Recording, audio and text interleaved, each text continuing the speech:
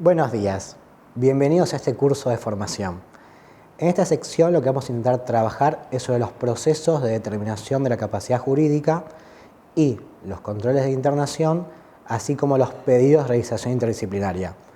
Tres procesos que, pues si bien están separados, también están relacionados entre ellos.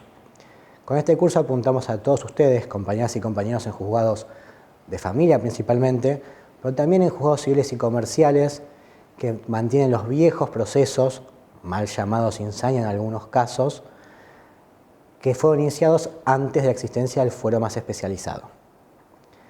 Al principio de este video recomendamos que se lea, que se escuche acompañado del PDF que adjuntamos al video. En el PDF va a haber artículos del Código particulares sobre el tema, así como menciones a leyes y convenciones y tratados internacionales. No los voy a mencionar en el transcurso del video, pero recomiendo su escucha acompañado de este material complementario. Primero y principal, que me parece que es un elemento clave para tener en cuenta y poder analizar estos tres procesos, son una serie de principios que voy a mencionar, que tenemos que tener todos en claro para estar trabajando sobre el mismo tema. El primer principio básico al momento de dar cualquier expediente, determinación, revisación, control de internación, que tenemos que tener en cuenta es el principio de capacidad, artículo 31 del Código Civil y Comercial. Con esto quiero decir es que la regla es que las personas son capaces. No importa si está internada, no importa si tiene CUD, no importa si hay una revisación interdisciplinaria que diga que tiene tal o cual patología. El principio es la capacidad. Durante el transcurso de todo el proceso hasta la sentencia, su capacidad es plena. Y de forma posterior a la sentencia, su capacidad sea limitada de forma única y exclusiva para aquellos actos que se definan. Esto significa que no trabajamos con un binomio de salud-enfermedad, capacidad-incapacidad.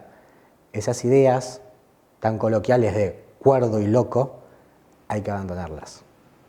La persona es capaz y habrá algunos actos puntuales, detallados en la sentencia, para los cuales necesitará un apoyo. Y si la persona está alojada en una instrucción y no tiene una sentencia, sigue siendo capaz. Ese principio es clave al momento de trabajar en todos estos procesos, porque puede ocurrir que se peticionen cosas, que ella tenga que opinar sobre situaciones puntuales, sobre su patrimonio, y es importante entender que ella es capaz, salvo que la sentencia puntualmente lo diga. El segundo principio que tenemos que tener en cuenta, que atraviesa a todos estos procesos, es el principio de que la acción tiene que ser interdisciplinaria. Todos los informes que nosotros recibamos en el proceso, sean la determinación para llegar a la sentencia, sean el control de internación para analizar la misma, o sea en la realización interdisciplinaria para definir cuál es el mejor tratamiento que corresponde a la persona, los informes con los que tiene que trabajar la justicia siempre deben ser de carácter interdisciplinario: psicólogo, psiquiatra, trabajador social. Esto es mucho más simple para las compañeras y los compañeros del foro de familia que cuentan con sus equipos interdisciplinarios. Yo entiendo que para las compañeras y los compañeros de los juzgados civiles y comerciales esta puede ser una dificultad un poco mayor, porque al carecer de equipos interdisciplinarios dependen de la asesoría médico-pericial, que puede tener sus tiempos particulares, porque como todo el Poder Judicial tiene una sobrecarga de trabajo que la obliga a trabajar a unas velocidades que no es la deseada. Y en ciertos casos podemos empezar a pensar otros mecanismos para conseguir los informes que necesitamos, como requerírselos a las obras sociales, a las prepagas o a la institución donde está alojado en caso de que esa sea su situación. Pero igual siempre, cuando nos lleguen esos informes, debemos estar atentos de que el carácter sea interdisciplinario. Un tercer principio que recorre estos procesos, especialmente el proceso de determinación de la capacidad jurídica, es el derecho a ser oído. 35 del Código de Fondo, 707, así como las convenciones internacionales que recomendamos leer en el PDF adjunto. Esto significa que la persona, ante una resolución judicial, la más clara, estipulada en el 35 es la sentencia o su reevaluación, pero puede ser otro tipo de resolución judicial, una autorización de compraventa, un cambio de sistema de apoyo. Lo importante es que la persona sea escuchada. No se puede hacer una resolución que le afecte sin que antes haya sido escuchada en una audiencia por el juez, teniendo ella su asistencia letrada, estando presente la asesoría, la defensoría.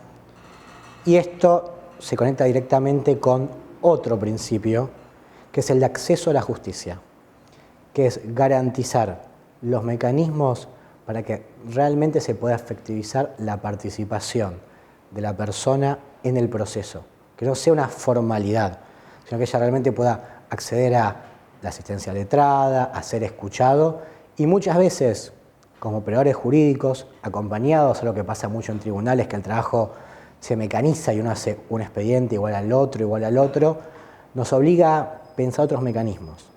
Tal vez la audiencia tiene que ser online y tal vez Microsoft Teams, a pesar de ser el mecanismo oficial, no es el más conveniente. Tal vez hay que pensar en una videollamada de WhatsApp. Tal vez hay que pensar en llamar el día anterior a la persona para recordárselo porque no tiene mucha habilidad informática.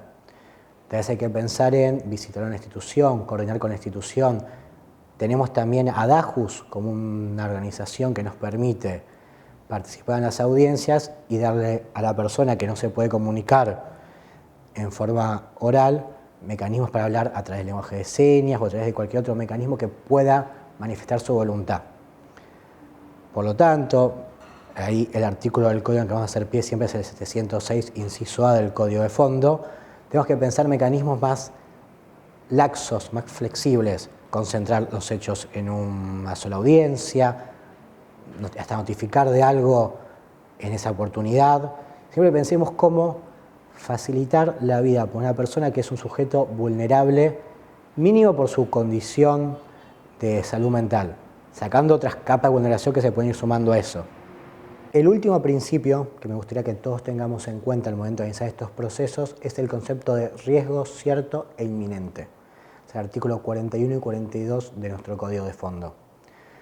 Este artículo lo que nos obliga a ver es que para que una persona sea internada tiene que ser una situación de riesgo cierto e inminente, para sí misma o para terceros. Esto es clave porque los procesos de revisación interdisciplinaria versan sobre esto y porque en las determinaciones muchas veces puede darse esta situación. No se preocupen, que estoy entendiendo ahora capaz que es puntualmente cada uno, más adelante vamos a retomar. Lo que tienen que hacer en esta primera parte de video para poder continuar es que una persona solo puede estar internada en una institución si reviste los caracteres de situación de riesgo cierto para sí o para terceros, porque la internación es un mecanismo de última ratio. Es el mecanismo más lesivo y por eso tiene que ser el mecanismo excepcional para que la persona reciba el tratamiento. Si puede haber un mecanismo menos lesivo, un centro de día, un acompañamiento en el domicilio con la familia, siempre se debe decantar por ese tratamiento y no por otros. Si la persona está internada y no hay situación de riesgo cierto e inminente para sí o para terceros, como operadores jurídicos tendremos que actuar en el expediente para buscar cómo lograr efectivizar su externación, siempre coordinándolo con el equipo. Pero en este momento, no se preocupen, lo importante es continuar el video con estos 5 principios en mente. Capacidad, el derecho a ser oído, la actuación interdisciplinaria, el principio de riesgo cierto e inminente y la accesibilidad. Ya tenemos los 5 principios. Ahora tenemos el expediente. Como yo soy medio viejo, pienso todavía en expediente papel. Ustedes que son más jóvenes, capaz ya hablan de expediente virtual. Lo primero que tenemos que tener en cuenta para saber dónde pararnos es entender en cuál de estos 3 tipos de procesos nos encontramos. Proceso de determinación de la capacidad jurídica, lo que antes llamábamos insania, erróneamente, un control de internación o un proceso de revisación interdisciplinaria. Voy a tirar un pequeño paneo de cada uno, así ustedes cuando agarran el expediente entienden qué están tratando. Y en base a eso, después van a poder continuando el video, van a ver cómo tienen que actuar. El más simple primero, el proceso de revisación interdisciplinaria. Volvemos a lo que habíamos dicho en el artículo 41 y 42. No se asusten, esto es solamente explicar por encima qué es el proceso.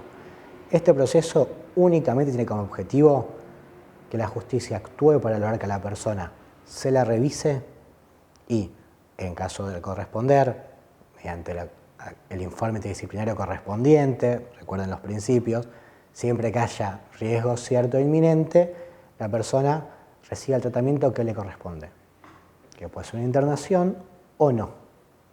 En estos procesos, este va a ser nuestro rol, asistir a que se consiga efectivizar esa revisación. Hay que tener en cuenta que este proceso, muchas de las compañeras y los compañeros fuera de familia ya lo están pensando, puede parecer como un expediente aparte, pero muchas veces puede pasar como un pedido adentro de un proceso de determinación de la capacidad jurídica de una persona que se ha descompensado. El segundo tipo de expedientes es el control de internación. Acá tenemos una persona que está internada, puede ser fruto de la realización interdisciplinaria o no, y vamos a controlar que la internación se adecue a lo normado en la Ley de Salud Mental, especialmente en cuanto a los plazos y en que tenga la debida asistencia letrada. Acá la reina es la Ley de Salud Mental, que en los PDF adjuntos la mencionamos, recomendamos tenerla siempre a mano. Como bien ven, este proceso puede ser el resultado de una realización interdisciplinaria, puede ser fruto de un informe que le llega al juzgado en lugar de internación. Y por último, el gran proceso, el proceso de determinación de la capacidad jurídica, es un proceso, y esto es importante, constituido en beneficio de la persona. Recuerden el principio de capacidad, esa persona no entra en el binomio loco-cuerdo, esa persona a lo sumo necesita cierta asistencia puntual. Y la idea del proceso es evaluar cuáles son puntualmente los actos jurídicos que no puede realizar por sí mismo y designar una persona como sistema de apoyo, una o varias, eso después lo vamos a ver, y que esa persona se encargue de brindarle la asistencia para que aquellos actos puntuales que no puede realizar por sí mismo, los realice con el debido sistema de apoyo. Este proceso a lo sumo tiene una naturaleza cíclica. Se inicia el proceso, se alcanza una sentencia, se controla luego el rol del sistema de apoyo y, como dice el artículo 40 del Código Civil, a un máximo de 3 años, se vuelve a iniciar esta rueda para evaluar si la persona requiere que siga con este sistema de apoyo, si requiere un sistema de apoyo más complejo, o sea que se aplique a más actos, o no, si su situación mejoró y requiere menos apoyo, porque la regla es la capacidad. Si puede ejercer mayor cantidad de capacidad de forma más plena, siempre vamos a tender hacia eso. Ahora vamos a empezar con el proceso por excelencia, que es el proceso de determinación de la capacidad jurídica. Como ya dijimos previamente, recuerden que este es un proceso en beneficio de la persona para asignarle uno o varios sistemas de apoyo para que le asistan únicamente los actos que la sentencia definan que no puede realizar por sí mismo y siempre respetando su voluntad. El sistema de apoyo no hace lo que quiere, sino que asiste al justiciable para ejercer su plan de vida y tiene controles. Eso lo vamos a ver en un momento. Primero, ¿cómo se inicia este proceso? ¿Quién lo puede iniciar? Obviamente, la misma persona, porque es un proceso en su beneficio, es un proceso protectorio en su naturaleza, para lo cual puede ir a la defensoría o con el letrado patrocinante, su cónyuge, su conviviente mientras sigan conviviendo, sus familiares hasta el 4º grado, y el último actor que va a acompañar en este proceso es el Ministerio Público, la asesoría de incapaces. Que la asesoría de incapaces puede iniciar el proceso en algunos casos. Ahí recomiendo siempre tengan a mano el código 103, su rol es complementario, ¿sí? Cuando hay un familiar o un referente afectivo actuando, va a ser un rol de acompañamiento, pero si no existe familiar o no está cumpliendo las tareas que le corresponden, va a tener un rol principal. Tenemos el proceso iniciado, la idea de un primer proveído. ¿Qué debemos hacer? Primero, notificar a la persona que se inició el proceso, que está en este juzgado. Volvemos siempre a los principios. Él es parte en el proceso, es un proceso en su beneficio. Así puede la persona, si quiere presentarse con asistencia letrada, si quiere presentarse con la defensoría, puede hacerlo. Segunda parte principal en estos procesos, la planilla Ley 7205 para garantizarnos que no exista otro proceso de capacidad de la persona y terminemos con dos sentencias contradictorias. Tercero, la inhibición general de bienes. Cuarto, la vista de asesoría de incapaces que tiene que actuar en todo este proceso. Quinto y sexto, las dos pruebas principales de este proceso. La pericia interdisciplinaria, podemos ya fijar una fecha, y la entrevista con la persona, el juez, el asesor y su defensor. Como ven, nos manejamos siempre con los principios: pericia interdisciplinaria, entrevista personal, y si pueden ser en el mismo acto para garantizar un mejor acceso a la justicia, mejor. Los compañeros de los juzgados de familia lo tienen más fácil porque ellos cuentan con los equipos técnicos, y los compañeros de los juzgados civiles y comerciales tienen que correr la vista de asesoría médico-pericial. Sabemos que los peritos, pobres, tienen mucho trabajo, lo cual puede hacer que esta fecha de pericia se extienda más de lo que nos gustaría. Siempre existen posibilidades de conseguir los informes interdisciplinarios, siempre pónganse de los principios, a la institución, a la obra social, a un lugar donde hace tratamiento el justiciable. Si queremos conseguir la pericia por otro método, porque vemos que la fecha de asesoría médico-pericial se extiende demasiado el tiempo. Algo que vale la pena tener en cuenta. Yo hablé de quienes pueden iniciar el proceso. Hablé de familia hasta cuarto grado, cónyuge, conviviente. Eso son las personas que pueden iniciarlo. Pero no significa que al momento de la sentencia esas personas sean las únicas que pueden ser sistema de apoyo. El sistema de apoyo puede ser cualquier persona que cumpla un requisito clave: la conformidad y la comodidad por parte del justiciable para que esa persona lo represente. Puede ser que en esta etapa del proceso, el inicio, el primer proveído, sea, digamos, la hermana de la persona que inicia el proceso. Pero en el transcurso del mismo, vamos a los principios, que se la escuche, el justiciable le diga que no, que él está más cómodo con X vecino. Si ese vecino en el expediente manifiesta su conformidad, puede ser él el sistema de apoyo. O sea, no hay una relación directa entre quien inicia el proceso y quien al momento de la sentencia es sistema de apoyo. Más porque, ya les adelanto, que el rol del sistema de apoyo es extremadamente dinámico. Puede ser una persona, pueden ser varias con diferentes tareas puntuales. Puede empezar una persona y en el transcurso del proceso y todo el gran mundo tras sentencia del proceso se cambie, se agregue, se modifique. También es buen momento en el inicio para asegurarnos que tengamos el CUD de la persona, o sea, el Certificado Único de Discapacidad, el DNI de la persona.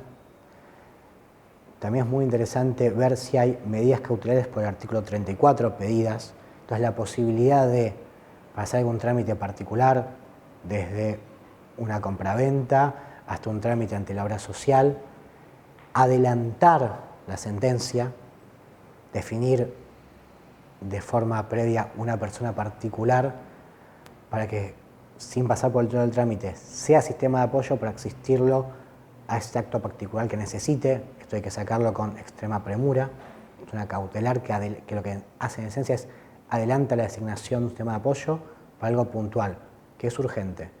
Y obviamente, los principios nunca se dejan de lado, el justiciable debe ser escuchado. Otra cuestión que también podemos analizar en este momento del primer proveído es si la persona es de una edad avanzada considerable. Tenemos que hacer una lectura conjunta del código con la Convención Iberoamericana de Adultos Mayores, que contempla que los adultos mayores pueden realizar su plan de vida y se tiene el derecho a que su capacidad no se sospeche solamente por su avanzada edad. Si tendremos que armonizar esta persona que se está iniciando el proceso, requiere que se inicie un proceso, requiere un sistema de apoyo, tiene algún patrimonio que proteger, algunos trámites ante la obra social o ante algún organismo previsional para realizarse, o es una persona que solamente está en una etapa avanzada de su vida y su situación actual es propio de su edad. Hagamos un juego entre no judicializar innecesariamente la vejez, pero no dejar sin protección jurídica a una persona que lo necesita. Una última cuestión que podemos ver en cuenta en este momento tal vez para pensarlo al momento de la resolución de sentencia, es la cuestión de competencia. Ahí recomendamos el artículo 36 del Código, que es tener en cuenta que el juzgado competente en este tipo de procesos es el del domicilio o el del lugar de internación. Entonces, tengamos siempre en cuenta, especialmente que puede pasar que la persona tenga domicilio en el departamento judicial del juzgado, por una internación de un largo periodo en otro lugar, empecemos a ver si existen cuestiones de competencia que se pueden después, al momento de la audiencia, tratar en profundidad.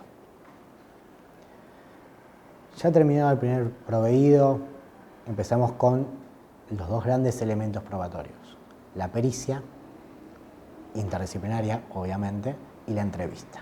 La pericia, que es una de las dos grandes pruebas en este proceso, junto con la entrevista, puede ser realizada de tres maneras.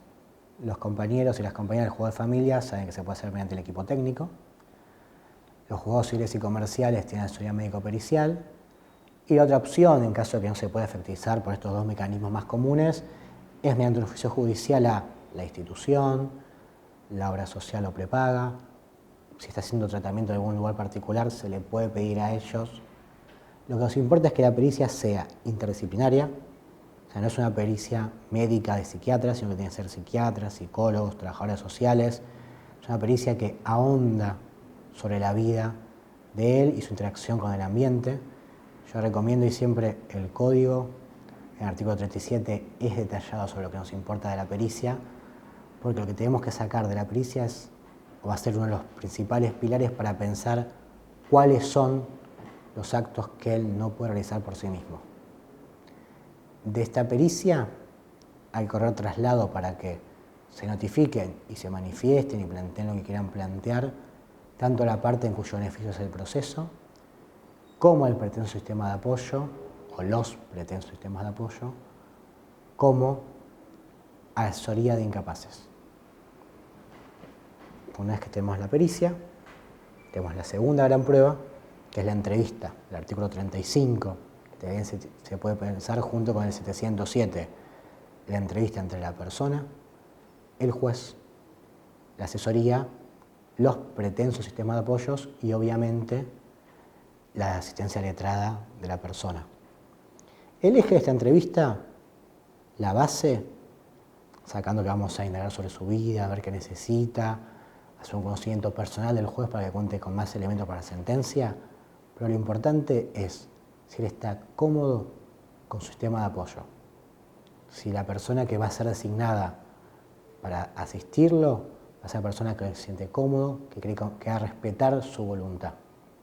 Obviamente en esta entrevista pueden salir un millón de cosas más. Podemos darnos cuenta que se requiere pedirle un oficio, y te doy algunos ejemplos, a la obra social para que le cubra medicación o un tratamiento o un acompañamiento terapéutico que está omitiendo. Puede que tengamos que requerir intervención desde el servicio local, si hay menores, hasta el municipio, si tenemos que pensar ingresarlo en algún taller o un plan de empleabilidad. Puede ser que existan la necesidad de pensar una autorización, una compraventa de un bien inmueble que sea en parte o en todo propiedad del justiciable. Por eso es una entrevista que es bueno pensarla en que se haga la mayor cantidad de temas posibles, que se tome todo lo que se puede tratar. Así no tenemos que repetir varias entrevistas. Si bien solo las menciono como dos pruebas bien separadas, pericia y entrevista, es interesante que se hagan en el mismo momento. Si bien puede ser engorroso, más engorroso es para la persona venir 2 veces a tribunales. Nos encontramos ya con un expediente, con la planilla ley, el oficio de inhibición, la pericia, con los traslados y la entrevista. Ya con esto podemos empezar a pensar en el pedido de sentencia. Acá es muy importante tener en cuenta que existen 2 tipos de sentencia. Recomiendo el PDF y el artículo 32 del Código Cerca. La regla, como ya hablamos del principio de capacidad, es que la persona mantiene la capacidad, salvo para los actos puntuales, que se la limita. Necesitamos una sentencia que ponga taxativamente cuáles son esos actos, que explique cuál es el sistema de apoyo que se designa, fulanito de tal. Hay que dejarle en claro a fulanito de tal que su rol se circunscribe solamente a esos actos puntuales para los cuales la persona requiere un apoyo. Pero, y el 32, léanlo hasta el final, contempla una situación puntual que es de excepción, que es lo que se llama securador, que son aquellos actos que la persona no puede manifestar su voluntad. Entonces, en vez de tener un sistema de apoyo que lo asista para ejercer su voluntad en los actos puntuales donde no tiene plena capacidad, estas situaciones excepcionales, de última, se le pondrá un curador que la asistirá en todo, porque la persona no puede ejercer su capacidad en ningún sentido, en ninguna intensidad. Leamos bien el código, son personas que no pueden manifestar su voluntad de ninguna forma. Puede darse caso donde una persona no puede hablar, pero por otros mecanismos sí puede manifestar su voluntad, sea por lenguajes formales o por otros mecanismos con los cuales el sistema de apoyo sí logra entenderlo. Si nada de esto está dado, si la persona no puede manifestar de ninguna forma su voluntad, ahí entramos en este caso excepcional del artículo 32 infine, que sería el curador. Pero en el 99% de los casos es un sistema de apoyo con una sentencia que defina quién es y cuáles son los únicos ámbitos donde va a actuar, porque es los únicos ámbitos donde la capacidad de la persona está limitada. Y por último, hay que evaluar, y está bueno dejar en la sentencia marcados ya fechas, si la agenda lo permite, la reevaluación. Por eso siempre cuando pensemos en este proceso, pensemos en un círculo.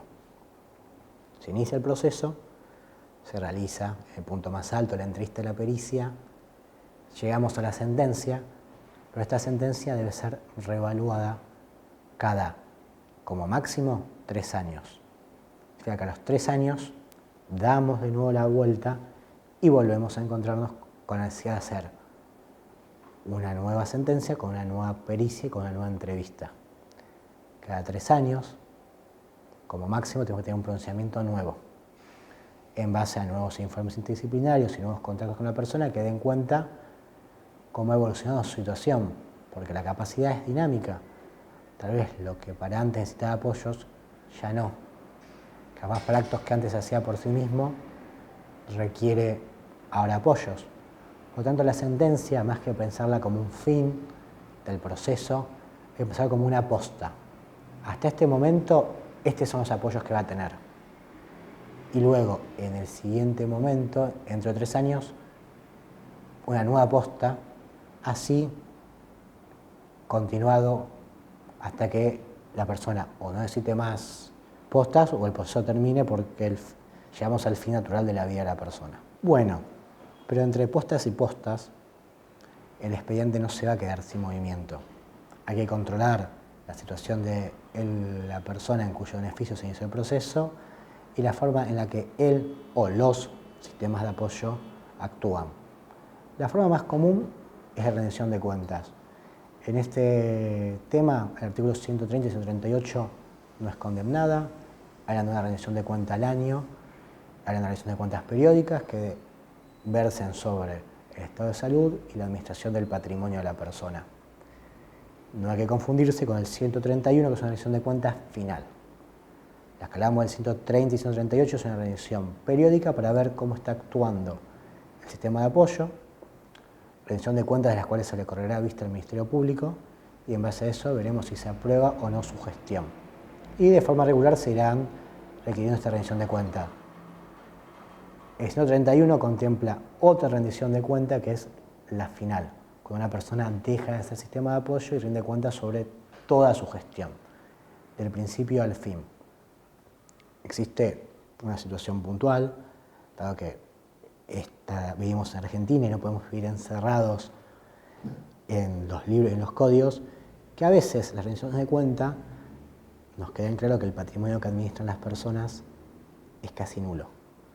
Por lo tanto, se pueden pensar métodos más laxos donde baste con acreditar el recibo de haberes, que a veces con cifras de 30 a 40 lucas, o pensar el certificado médico más un oficio al lugar de internación para que nos dé cuenta, en el caso que esté internada, que la persona lo visite regularmente, el alcance que necesita, todo esto cruzado por las visitas de la asesoría, por ejemplo, o personal del juzgado, nos pueden dar cuadros de situación que nos permitan presuponer que la persona está siendo debidamente asistida por su sistema de apoyo. Entonces, si en la rendición de cuenta nos sirve para controlar esta gestión, pensemos también lo complicado que es para un lego acceder al derecho.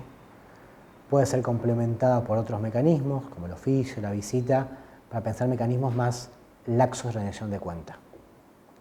Otra cuestión que pasa entre posta y posta es el cambio de sistema de apoyo.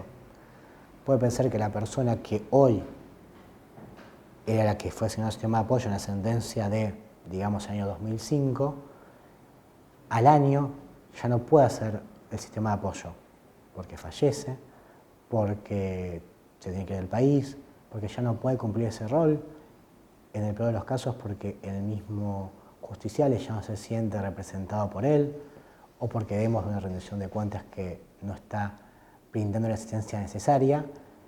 Entonces podemos pensar en un cambio de sistema de apoyo. Y esto es muy importante. Si bien la sentencia designa sistema de apoyo, y después cada 3 años su reevaluación, no es el único momento donde se puede cambiar el sistema de apoyo. Nosotros podemos cambiar el sistema de apoyo en cualquier momento de forma posterior a la sentencia. Si vemos que queremos, podemos incluir a otra persona, podemos remover al que estaba y poner a otro en su lugar. Eso es algo que luego de la sentencia se puede hacer más laxamente. A lo sumo, las sentencias cada 3 años nos irán mostrando cuál es el alcance y la intensidad del rol del sistema de apoyo, o sea, cuáles son los actos para los cuales debe brindar asistencia. Y en algunas etapas intermedias del proceso, para suplir una situación de emergencia o para adecuar el proceso a la voluntad del justiciable, se cambiará el sistema de apoyo, obviamente para lo cual previamente debe mantenerse una audiencia con la persona en cuyo beneficio se lleva adelante el proceso. Y esta resolución solo determinará el cambio de la persona o la inclusión de otra persona. Y serán en los momentos de la sentencia de cada 3 años cuando se especificará el alcance de su rol. Lo más claro, pensemos que la persona designada, por ejemplo, fallece o se va del país. Entonces, en vez de hacer todo el engroso del proceso o esperar 3 años y dejarla sin protección a la persona, se hace una audiencia rápida, se recaba su voluntad y se hace una resolución nueva designando a la persona con la cual se sienta cómoda. En el caso de que no tenga a nadie, de un familiar, referente afectivo, va a ser la curadora oficial de alienados quien va a encargarse de esa función, quien va a rendir cuentas. Ahí hago mención al PDF adjunto en la resolución puntual, recomiendo leerla porque especifica claramente sobre cómo deben ser las rendiciones de cuenta de la curadora, la cual es un sistema de apoyo particular, porque es para las personas que no tienen referentes afectivos, que en el caso de que aparezca un referente familiar afectivo puede peticionar para que dejar de trabajar en esa función y que el referente tome el rol de sistema de apoyo, como siempre dijimos, siempre que cuente con la voluntad del justiciable. La ventaja de la curadora es que va a contar con un equipo social, de trabajadores sociales y con un contador, siempre y cuando tenga la planta permanente. Otra cuestión que puede ocurrir en el transcurso de cada una de estas postas, que son las diversas sentencias, es la necesidad de, por ejemplo, una operación de compraventa.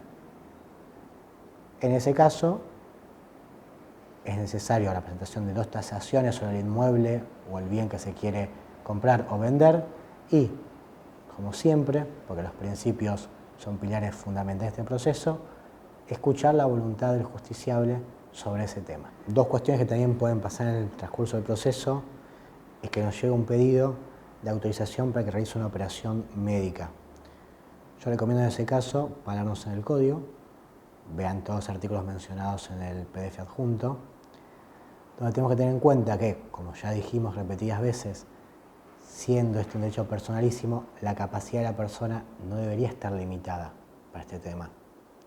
Lo que importa en ese caso es el consentimiento informado, que los operadores de la salud que quieran hacer la operación le hayan dado la información necesaria con los mecanismos y las metodologías necesarias para que entienda lo que se le está explicando, para que él pueda opinar o no sobre realizarse la operación. El mismo código contempla cuáles son las excepciones. Como ustedes ya pueden darse cuenta, el caso del curador es una, porque la persona no va a poder manifestar su voluntad nunca. Pero puede pasarnos que se nos requiere algún oficio a los juzgados desde las instituciones médicas, que no son necesariamente conocedores del derecho, pidiendo la autorización de una operación médica a pesar de que la persona es plenamente capaz. En lo personal recomiendo que un oficio explicando el tema, basándose en el artículo 51 del Código, haciendo saber que el justiciable puede dar su conformidad con la operación siempre y cuando ya se ha cumplido con los requisitos del consentimiento informado, es algo que puede solucionar la situación que si no puede verse empantanada. Otra cuestión que se nos puede plantear entre posta y posta es el uso de la imagen, el artículo 53 del Código Civil, donde nos llega un pedido, generalmente imaginemos que una institución se está haciendo un documental y se quiere usar la imagen de la persona para que salga en el mismo. El Código 53 establece cuáles son las excepciones para el uso de la imagen, como un documental, que es lo más común, como que sea una figura pública o que esté en un acto público. Lo que siempre recomendamos en este caso es ver si están las excepciones. Si no, lo que hay que recabar, como siempre, es la voluntad de la persona, que tiene que prestar su conformidad o no para el uso de la imagen. Por último, algo que hay que tener en cuenta, que puede pasar en este tour de posta y postas, es que la persona no requiera más un proceso de determinación de capacidad jurídica.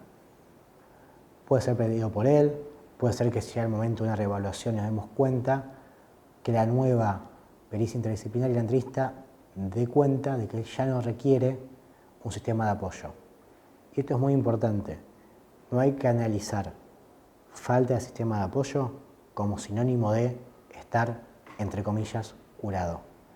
Necesitamos que él no requiera más tratamiento, que el CUD ya no requiera más. Lo que nos importa es que él pueda ejercer su capacidad plenamente, sin una persona que lo asista. No importa si sigue haciendo tratamiento médico, si sigue siendo de forma regular al psiquiatra o al psicólogo, no hay que asociar tratamiento médico con limitación de la capacidad jurídica.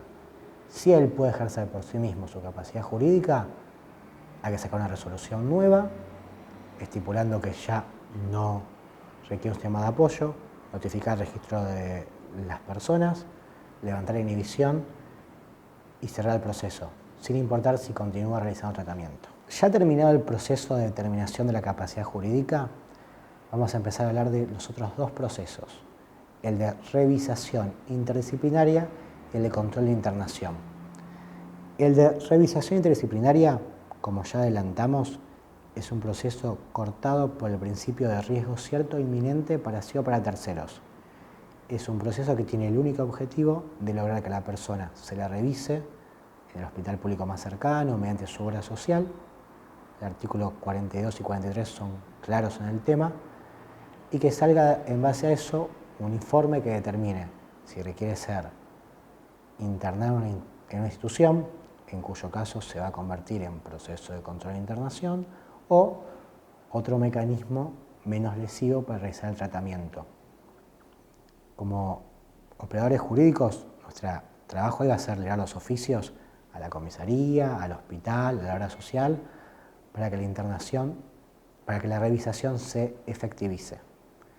Obviamente este proceso puede aparecer aparte o puede aparecer durante el proceso de determinación como un pedido del familiar al sistema de apoyo ante una descompensación de la persona.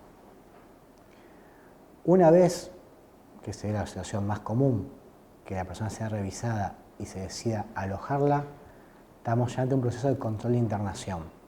Tenemos un expediente de control de internación, entonces ahora, sea fruto de una revisación interdisciplinaria o porque nos lo informó el lugar de internación. Lo principal es tener en cuenta si estamos en una internación involuntaria o ante una internación voluntaria. El grueso de las internaciones son voluntarias. personas que deciden hacer un tratamiento en una institución. Primero, antes que nada, hay que pedirle a la institución que nos informe el estado de salud, por qué es necesario que el tratamiento se haga mediante una internación. Recordemos siempre que la internación es el método más gravoso y más lesivo de tratamiento, tiene que estar justificado. Siempre que se pueda hacer otro método, como un tratamiento ambulatorio o en el domicilio, se debe decantar por él. Debemos garantizarle un abogado, el artículo 22 de la Ley de Salud Mental, y debemos correrle vista a la asesoría de incapaces.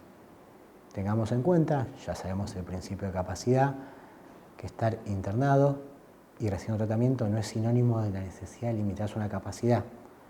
Entonces puede que el asesor no asuma intervención ni peticiones, pero igual debe estar informado del tema. Esta internación voluntaria tiene un plazo máximo de 60 días. Pasado el plazo, hay que pedir un informe al lugar de internación para que indique por qué no se externó y si es necesario continuar la internación. En cuyo caso, el juez resolverá si la misma sigue siendo voluntaria o no. Porque acá ya nos pasamos al segundo tipo de internaciones, las involuntarias. Internaciones de personas puntualmente vulnerables, como menores, o personas que ya tengan su capacidad limitada porque tienen una sentencia en un proceso de determinación de la capacidad jurídica, sea en nuestro juzgado o en otro. A veces personas que tienen, por ejemplo, procesos en capital, son alojadas en instituciones o vienen a hacer tratamientos a provincia. Y las internaciones que empezaron como voluntarias, pero el plazo de 60 días fue excedido. ¿Qué es importante en una internación involuntaria? Requerir al lugar de internación los informes cada 30 días, porque hay que estar encima de este proceso para poder externar a la persona en cuanto pueda ser externada. Obviamente sigue actuando el abogado del 22, obviamente la vista de asesoría. El órgano local de revisión de la ley de salud mental también entra a jugar acá para controlar esta internación y si a los 90 días, o sea, 3 informes, la externación se sigue sosteniendo en el tiempo, se le puede requerir al órgano local de revisión de la ley de salud mental que se realice una nueva pericia con un equipo diferente, porque lo importante acá es asegurarnos que la persona que puede ser externada esté externada. Siempre recordemos, el proceso de internación y la internación de la persona es una situación lesiva que debe remitirse a un caso puntual. Los principios son rectores, riesgo cierto e inminente. ¿Querés que hagamos un cierre? Bueno, antes que nada, gracias por ver todo este video. El objetivo de este, y los dejo con el PDF adjunto, es que ustedes tengan todas las herramientas para trabajar estos 3 procesos: determinación, revisación interdisciplinaria y control de internación. Obviamente, las leyes pueden cambiar, los códigos pueden cambiar, pero siempre que hayamos hecho una aprehensión, y especialmente de los principios, y tengamos la vista acorde a la convención, del principio de capacidad, sin importar qué norma esté rigiendo en ese momento, vamos a tener los elementos suficientes para poder llegar ante este proceso como debe ser, en beneficio de la persona en cual se inicia. Muchas gracias.